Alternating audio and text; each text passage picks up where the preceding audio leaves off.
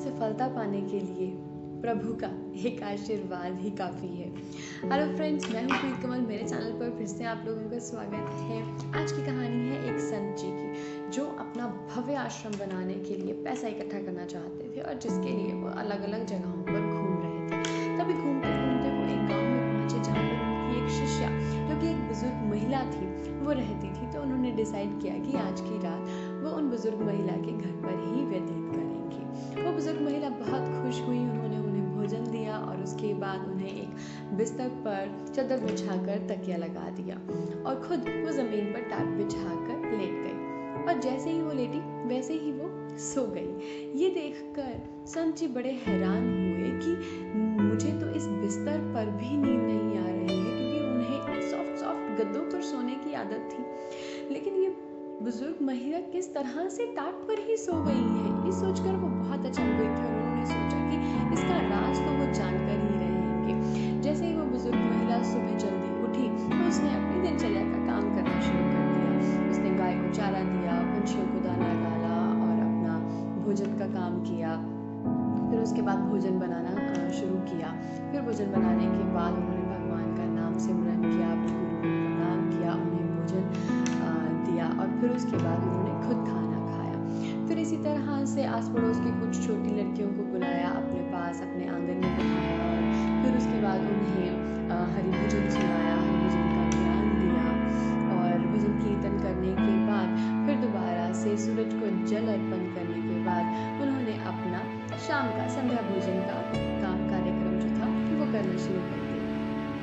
इसी तरह से सारा दिन बीत गया। शाम के भोजन का प्रबंध किया, फिर अपने गुरु को भोजन परोस कर खुद खाकर और फिर दोबारा से वो बस सोने ही जा रही थी जमीन पर टाट बिछाकर कि तभी उन संत जी के मन में जो सवाल कल रात से खटखटा रहा था, उन्होंने बुजुर्ग महिला से वो पूछ ही लिया कि इस तरह से आपके पास क्या ऐसी तरकीब है, क्या ऐसा जादू है जिसकी वजह से आप नीचे सोते ही लेटते ही सो जाती हैं और मुझे इस बिस्तर पर भी नींद नहीं आती है। तो उन्होंने कहा, गुरुजी, ये तो आप ही का दिया हुआ वचन है, जिसकी वजह से मैं अपने सारे दिन में जितने भी अच्छे कर्म करती हूँ उन सबको याद करती हूँ, उन सबका स्मरण करती हूँ और उनके बारे में सोचते सोचते ही बाकी सारे सुख दुख साइड पर हो जाते हैं और मैं चैन की नींद, उस अद्भुत आनंद में लेती हूँ, सुख की नींद लेती हूँ।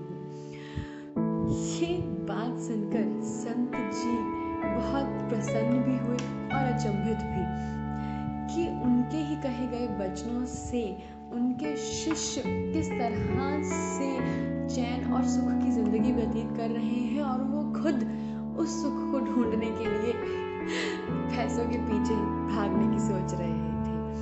तो असली सुख पैसों में नहीं, आपके मन में है, आपके सुख कर्मों में है।